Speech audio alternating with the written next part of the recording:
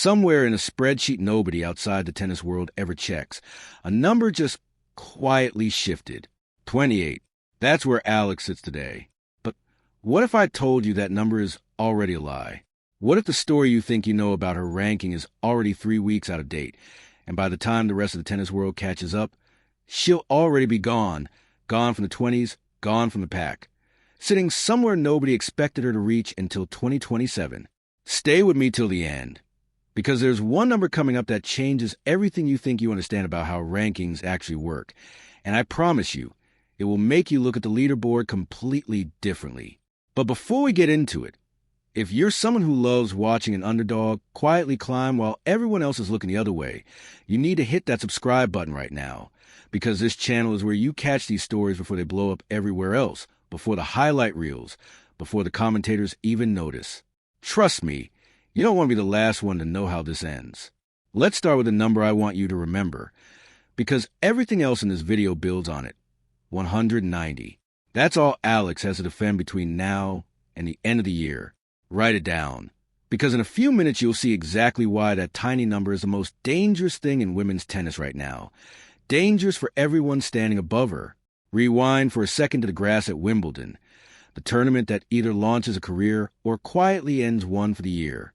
Alex walked in as a name casual fans barely recognized, and walked out having reached the fourth round. Par a run where she won 12 of her last 16 matches. That's not a hot streak. That's a pattern. And patterns are dangerous, because the moment the tour notices one, seedings shift, draws open up, and a player who used to sneak up on people suddenly can't sneak anymore. Everyone sees her coming now. The question is whether that's a blessing or a curse, and I think you're going to be surprised by the answer. Here's the part almost nobody talks about on broadcast television.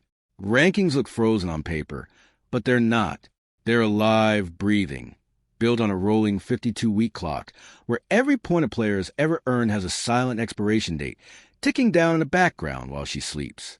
Right now, Alex's total sits around 1,666 points, built from 18 counting results.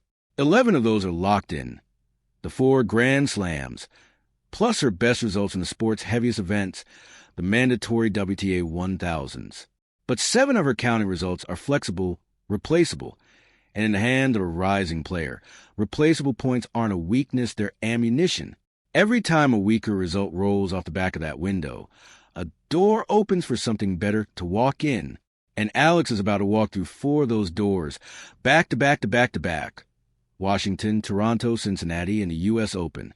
For cities, for chances. One closing window before the whole calendar resets. And trust me, the next part is where the story starts getting really interesting. So don't go anywhere yet.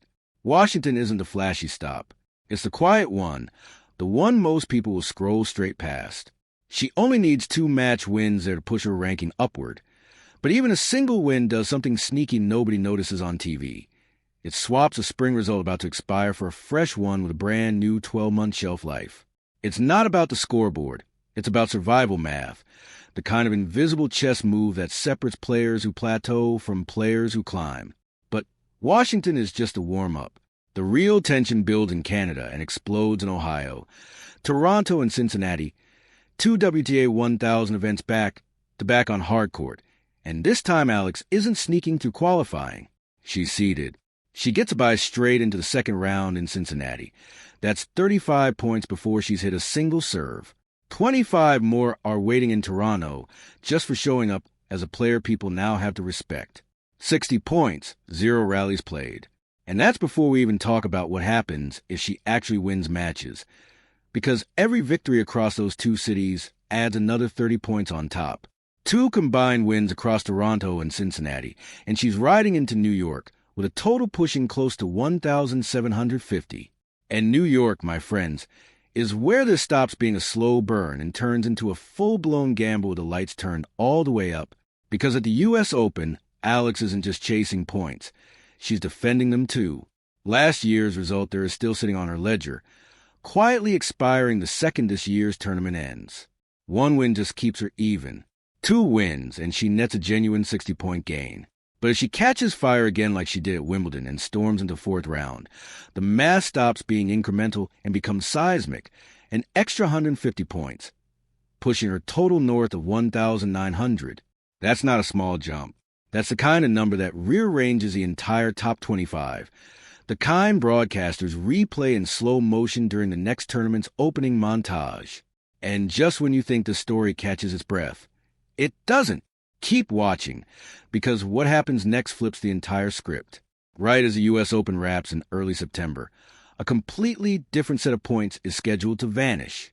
A WTA 125 title from Guadalajara, sitting quietly in her account for almost a year, finally expires and disappears. For most players, that kind of drop would sting.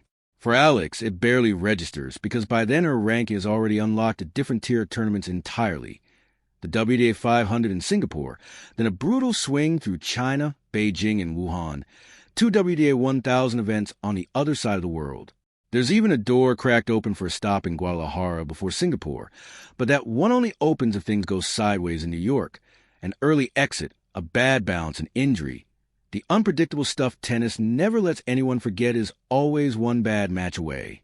And this is where we have to ask the uncomfortable question, the one every underdog story eventually faces. What happens when the body says no before the ranking says stop? Because last year, this exact stretch of calendar broke her. She pushed through 4 tournaments deep into late October and walked away with a single match win to show for it.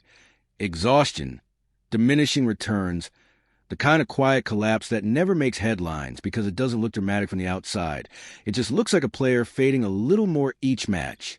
So here's the real tension underneath every optimistic projection in this story.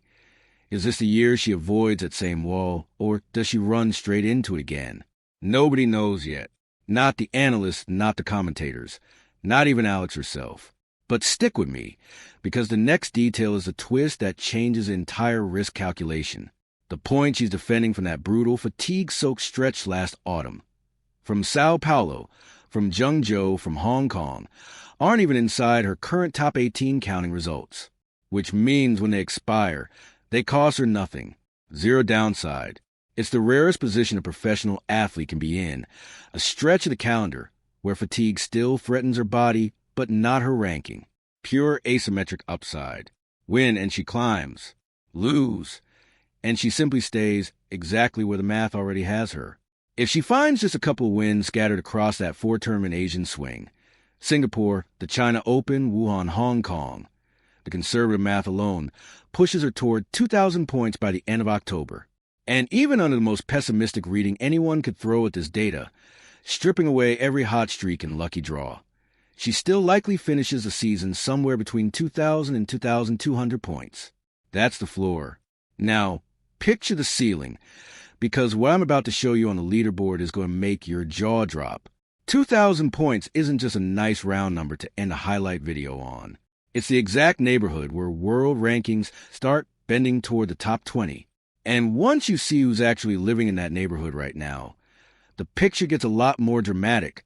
Look at who's sitting just above Alex, because none of them are standing on solid ground. The player ranked 25 is defending close to 1,000 points, a number so large that almost any stumble sends her tumbling. The player at 31 is sitting on 750 points about to evaporate. The player at 21 is hauling a defensive burden of 700 points, like carrying a second opponent onto the court with her every single match. These aren't players chasing new territory. They're playing defense, terrified of losing ground they already fought years to claim. And then there's Alex, 190 points to defend. That's it. While everyone above her is white-knuckling their current position, she's the only one in that entire cluster with nothing to lose and everything to gain.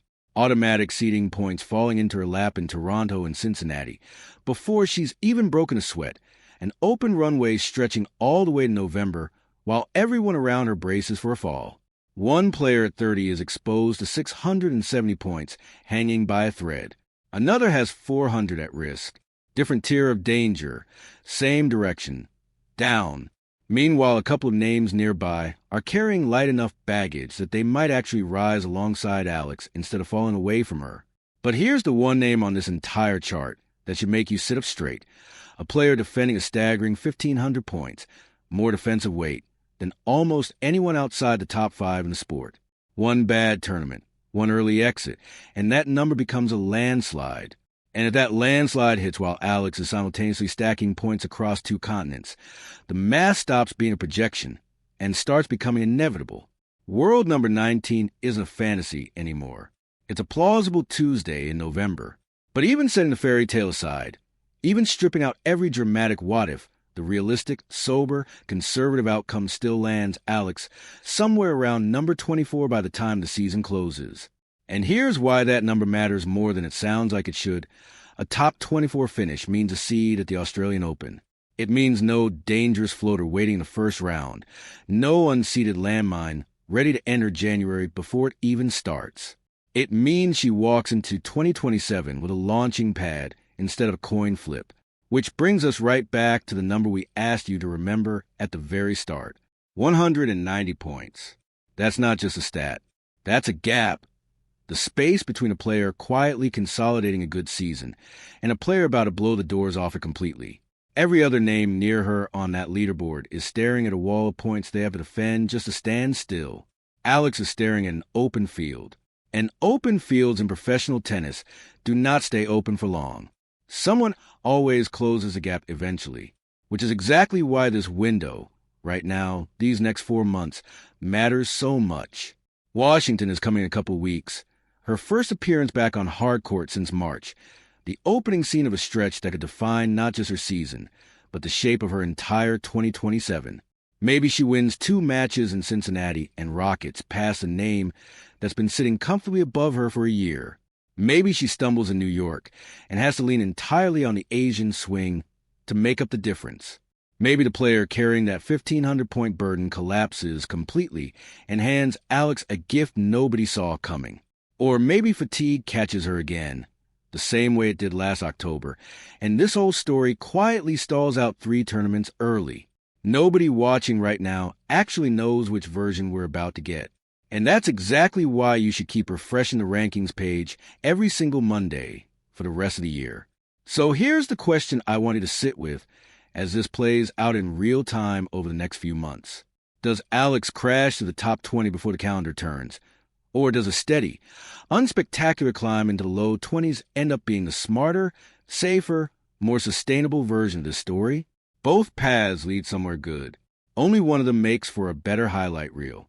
Drop your prediction in the comments before you go, because in 4 months we're coming back to this exact number, 190, to find out whether it became the quietest advantage in women's tennis or the loudest one.